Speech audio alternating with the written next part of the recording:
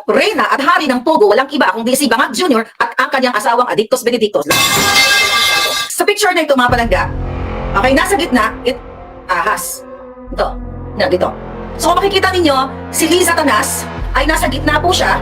Ayan, nasa gitna siya. Katabi niya, si Cassandra Ong.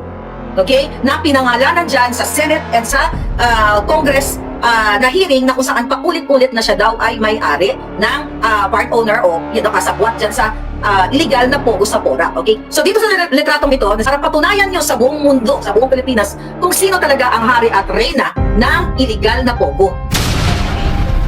Sa litratong ito, makikita nyo, Pogo owner na si Mr. Wu. Ito si Rainier Chu ay kababata at BFF ni Bangag Jr.